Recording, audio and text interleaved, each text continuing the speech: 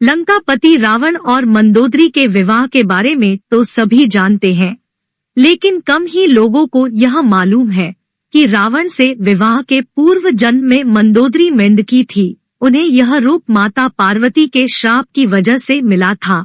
पौराणिक कथा के अनुसार मधुरा नामक एक अप्सरा थी जो माता पार्वती की बहुत बड़ी भक्त थी। एक दिन मधुरा माता पार्वती से मिलने कैलाश पर्वत पर पहुंची, लेकिन माता पार्वती वहां नहीं थी। मधुरा वहां माता पार्वती का इंतजार करने लगी, लेकिन तभी उसकी नजर महादेव पर पड़ी। महादेव को देख वह उन पर मोहित हो गई और एक अप्सरा होने के कारण उनको आकर्षित करने में लग गई। कुछ समय बाद जब माता पार्वती वहां पहुंची तो मधुरा की इस हरकत को देख वह बहुत क्रोधित हो गए। गुस्से में आकर माता पार्वती ने मधुरा को मेंढकी बनने का श्राप दे दिया और कुएं में 12 सालों तक रहने को कहा। भगवान शिव को मधुरा के लिए देवी पार्वती का क्रोध बहुत अधिक लगा।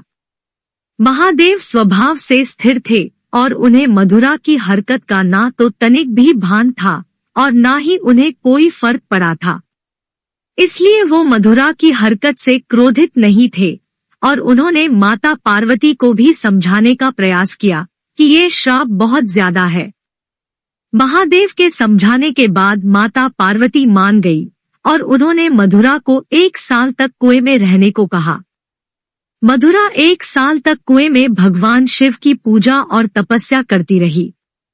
उसी दौरान असुरों के देवता मयापुर और उनकी पत्नी हेमा के 2 पुत्र थे।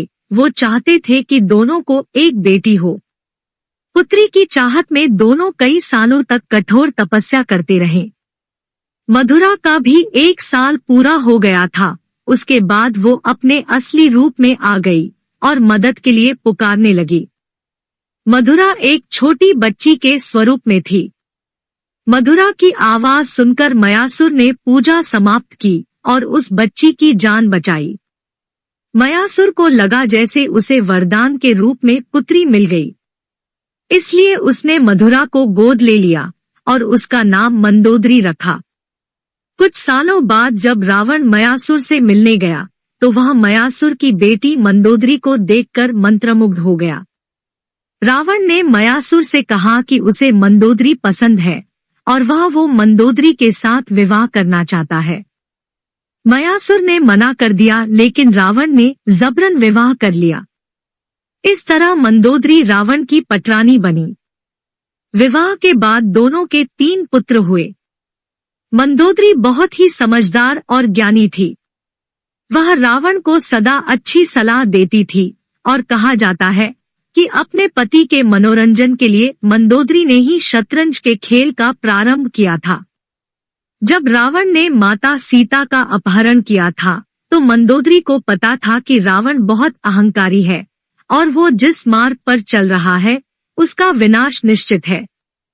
मंदोदरी ने रावण को भगवान राम की पत्नी माता सीता को वापस भेजने को भी कहा था, लेकिन रावण ने मना कर दिया। यदि आप ऐसे ही कहानियों को पसंद करते हैं तो कृपया आप मेरे YouTube चैनल कहानियां विद सीमा को सब्सक्राइब, लाइक एंड अपने दोस्तों के साथ शेयर करें। धन्यवाद।